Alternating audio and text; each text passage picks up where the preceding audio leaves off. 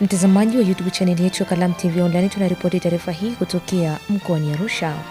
Wakristo wanatakiwa kuelewa kuwa Mungu akiondoa nia za kuteswa kwenye maisha yao, wataona mafanikio na kupokea nguvu mpya katika ulimwengu wa roho.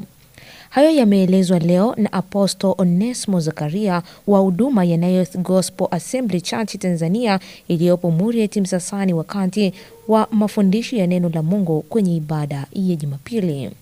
Ameeleza kuwa jina la Yesu linatetea na kuwapigania watu wake, na kiondoa nia watu wake watakuwa na uhusiano tena na nguvu za giza.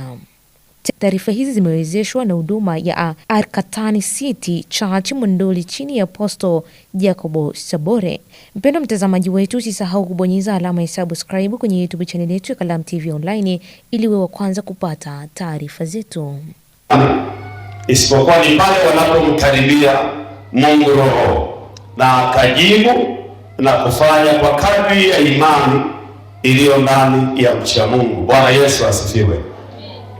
Nina imani kubwa kwa Mungu kwa ajili yako, na furaha yangu kwa Mungu ni kuwa nimewaombea watu ambao wanaenda kufanikiwa, na maombi yangu ni kwamba kila mtu aliyeko hapa akutanishwe na zile ahadi ambazo Mungu ameweka mbele yake. Na ahadi za Mungu zitakuja pale tu mimi kama mcha Mungu na Mkristo au wewe kama mwamini wa Yesu utakapokubali kujua ipo nguvu Mungu aliyoificha katika Kristo ya kukuwezesha wewe kama chombo chake. Sasa ni nani ambaye Mungu atamtumia kama si mimi na wewe kuyadhihirisha mawazo au makusudio yake? Nimekuwa nikitazama kanisa kwa macho ya kawaida na ya kiroho na kutamani kuona watu wa Mungu wanainuka, watu wa Mungu wanajengeka, watu wa Mungu wanaimarika. Na mara nyingine yawezekana tumeonekana kama vile mchungaji anakupa kazi ngumu kidogo ya kufunga, lakini ni jinsi gani moyo wangu unavyotamani kukuona unapanda zaidi ya hapa ulipo. Mimi siriziki na kiwango cha uchumi, maisha, hali ulionayo, natamani kukuona ukiwa zaidi ya hapa ulipo. Ikiwa ni kiroho, maisha yako ya kiroho yapande. Lakini ikiwa ni familia yako ing'ae na kuonekana familia ya mcha Mungu. Ndio maombi ninayokuombea kwa Bwana. Ninaamini yanazaliwa maombi yangu kwako kupitia jina la Yesu. Akupe neema Mungu anayewawezesha wanadamu kupata neema. Haleluya. Sasa mtumishi wa Bwana, tunapataje nguvu ya kukutamkia mema yakatokea?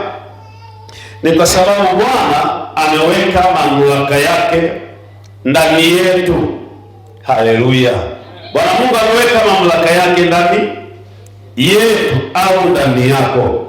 Leo tutatembea moja ya maandiko ambayo tumeyajifunza kwa wiki ya maombi, na ninaamini Roho Mtakatifu ni wa haki. Haleluya.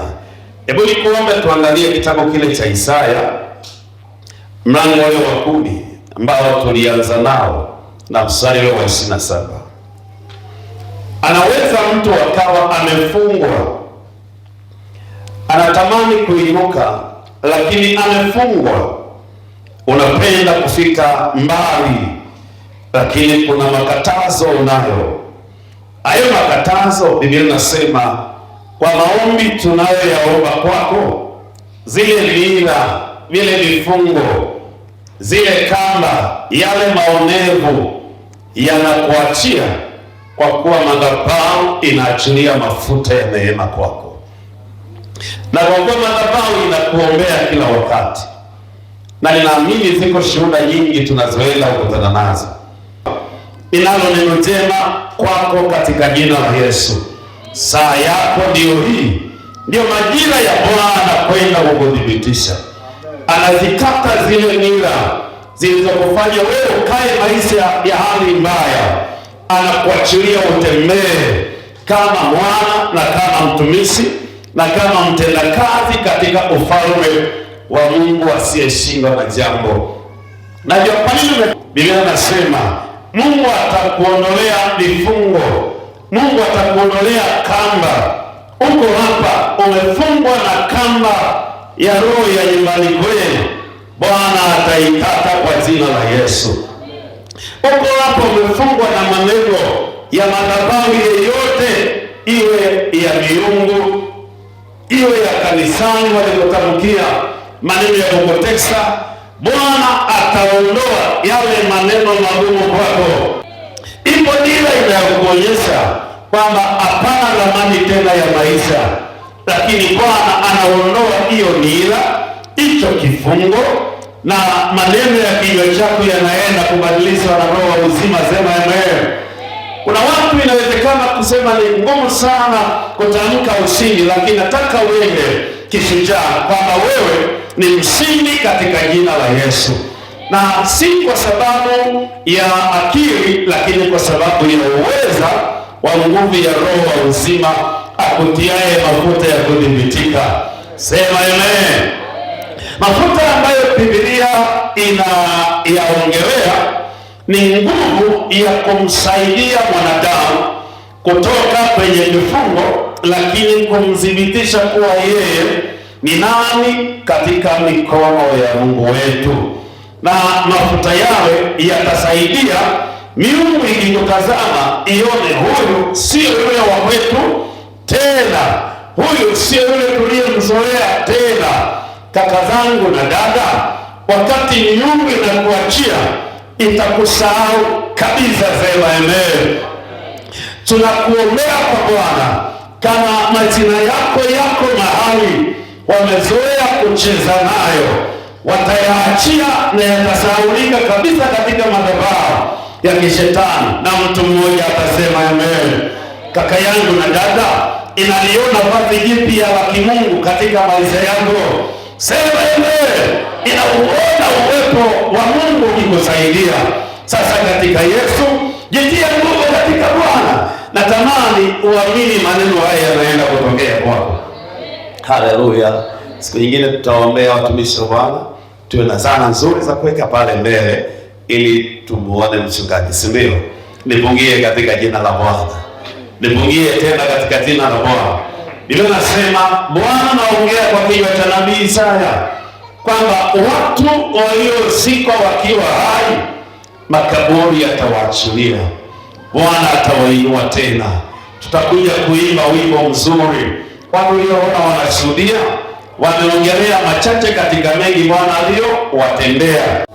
Kwa majina naitwa Asnati Zakayo Mkoloka, natokea mkoa wa Kagera, wilaya ya Biharamulo. Mimi ni mwimbaji wa nyimbo za Injili. Nimefurahi kuabudu ibada ya leo, imenibariki. Ibada ya leo imenibariki, hata mchungaji aliyehubiri ibada ya leo pia amenibariki. Nimeshuhudia matendo mengi sana katika hii madhabahu. Wengi wamefunguliwa, wapokea uponyaji. Tunakukaribisha hata wewe kama unaweza kuja kuungana pamoja nasi.